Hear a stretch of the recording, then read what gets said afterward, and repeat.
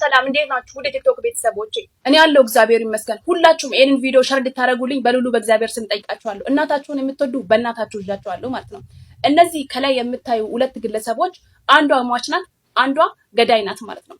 እቺኛዋ ሙልዬ ታፈሳ ትባላለች፣ እቺ ደግሞ ነሲባ ትባላለች። የጅማ ልጅ ናት። እቺ ደግሞ ሟቿ የወለጋ ልጅ ናት ማለት ነው። እና ነገሩ እዚህ የተፈጸመው እዚህ ሳኡዲ ውስጥ ነው። እባካችሁን ሁላችሁም ሸር እንድታረጉ ይሄንን ቪዲዮ ማለት ነው። ነገሩ ምን መሰላችሁ? እቺ እነዚህ ሁለት ግለሰቦች ጓደኛሞች ነበሩ። ከዛም በሆነ ጊዜ ይጣሉና በሆነ ነገር ይጣሉና ይለያያሉ። እቺም ሌላ ቦታ ነው የምትኖረው፣ እቺም ሌላ ቦታ ነው የምትኖረው ማለት ነው። ከዛም በአንድ ቀን ለዚች ለነፍሰ ጡሯ ሴት ትደውልና ይቺኛዋ ገዳዩዋ ማለት ነው ትደውልላትና በቃ ይቅር ብዬሻለሁ፣ አሁን አንቺ ነፍሰ ጡር ነሽና በቃ ይቅር ብዬሻለሁ ትላትና ይቺ ገዳዋ ኬክ ይዛ ወደዚች ቤት ትሄዳለች ማለት ነው። ወደዚች ወደ ሟቿ ቤት ትሄዳለች ኬክ ይዛ ማለት ነው። ከዛን ይቺ ደግሞ ከሁለት ጓደኞቿ ጋር ነበረች ቤት ውስጥ ማለት ነው። ከሁለት ጓደኞቿ ጋር ነበረች። ለመውለድ ደግሞ 5 ቀን ብቻ ነበር የቀራት። 5 ቀን ብቻ ለመውለድ ማለት ነው ደርሳለች። ገባችሁ? ከዛን ኬክ ለሶስታቸውም ትሰጣቸዋለች። አንቺ ቢ ስትባል ግን አይ እኔ አልበላም እናንተ ብሉ ትላቸውና ሶስታቸውንም ኬክ ሰጣቻቸው። ከዛን እነሱም ሶስቱ ያው እንግዲህ እንግዳ ይዞ የመጣ ነገር ነውና በሉት ኬኩን ማለት ነው። ከበሉ በኋላ ግን የተፈጠረው ሌላ ነገር ነው። ሶስታቸውም ራሳቸውን ስቶ መውደቅ ጀመሩ፣ ወደቁ፣ አረፋ መድፈቅ ጀመሩ ማለት ነው።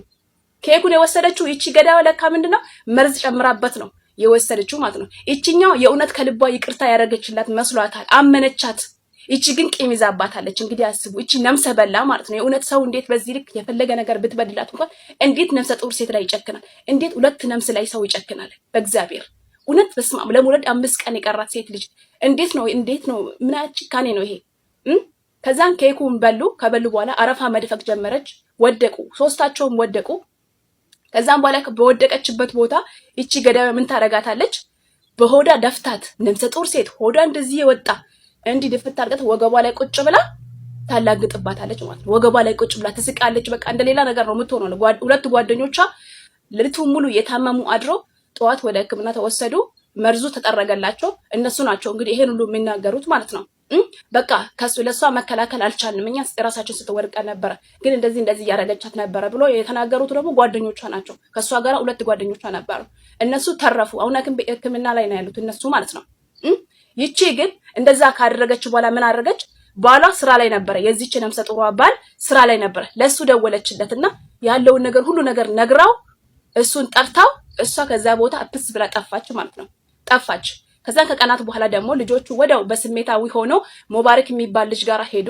ለሱ ሁሉም ነገር ነገሩት። ይቺ ነፍሰ ገዳዋ መጣች ላይቭ ላይ መታም እንዳወራች አላውቅም። መጣች ላይቭ ላይ ፎቶ የተነሳች። ይሄ ፎቶ ራሱ የተነሳው ከዛ ከላይቭ ላይ ነው ማለት ነው። ገዳዋ ይቺ ናት። የጅማ ልጅ ናት። ስሟ ነሲባ ይባላል። ይቺ ደግሞ ሙልዬ ታፈስ ትባላለች። የወለጋ ልጅ ናት። እኔ ሰው ልጅ እንዴት ነው በዚህ ልክ የሚጨክነው? ኧረ በስመ አብ ወልድ መንፈስ ቅዱስ አሐዱ አምላክ። ይቺማ የሰው አውሬ ናት። እውነት አውሬ ራሱ አይገልጻትም። እንዴት ነፍሰ ጡር ሴትን ልትወልድ 5 ቀን የቀራትን ሴት እንዴት እንደዚህ መርዝ ታበላታለች? እንዴት? ኧረ ወይኔ! ኧረ ምን ማንሰማው ጉድ የለም። እግዚአብሔር ነው የምላችሁ። እና እባካችሁም ሁላችሁም የዚች የሟቿ እናት ደግሞ ይቺ ልጅ 10 ምናምን ዓመቷ ነው እዚህ ሀገር እዚህ ሳውዲ ከመጣች አንድ ቀንም ቤተሰቦቿን አይታ አታውቅም። እናቷ አሁን ሰው ወደ እሷ ቤት ለቅሶ ሲሄድ ሂዱ፣ ምን ሆናችሁ ነው? ሂዱ፣ ልጄ ምንም አልሆነችም። በቃ እናቷ ጭንቅላቷ ተነክተዋል።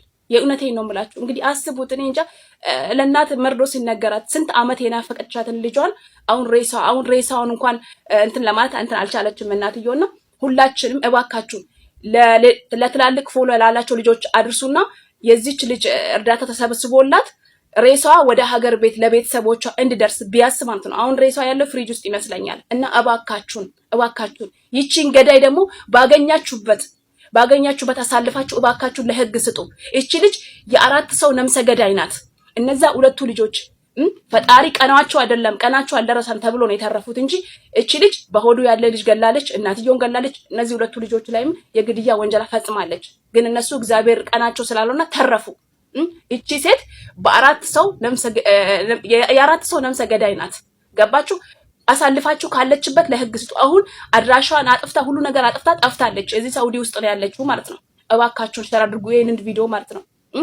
ለእህታችን ደግሞ እግዚአብሔር አምላክ ነፍስሽን ይማረው።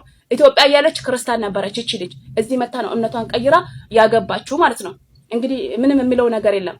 እባካችሁ አረብ ሀገር ስትመጡ እምነታችሁን አትቀይሩ። ሌላው ነገር እምነታችሁን አትቀይሩ። አሟሟታችሁ እንደዚህ ነው የሚያስጠላው። ሁለት ሞት ነው የምትሞቱት እንደዚህ። እምነታችሁን አትቀይሩ። የሰው ሀገር ስትመጡ ምንድነው የሚበላችሁ? አርፋችሁ አትቀመጡም እንዴ? በቃ አትቀይሩ እምነታችሁን። ሌላው ደግሞ ጓደኛ የፈለገ ነገር ከጓደኛ ጋር ተጣልታችሁ ጓደኛችሁ ያለ ምንም ምክንያት ሳትታረቁ ሰው ሳያስታርቃችሁ በቃ ይቅር ብዬሻለሁ ብሎ ወደ እናንተ ህይወት ተመልሶ ሲመጣ የእውነቴን ነው የምላችሁ እናንተን ለማጥፋት ነው። የእውነት ይቅር ብሏችሁ እንዳይመስላችሁ። ስለዚህ ተጠንቀቁ። ከዚች ልጅ ትምህርት ውሰዱ ማለት ነው። ከጓደኛ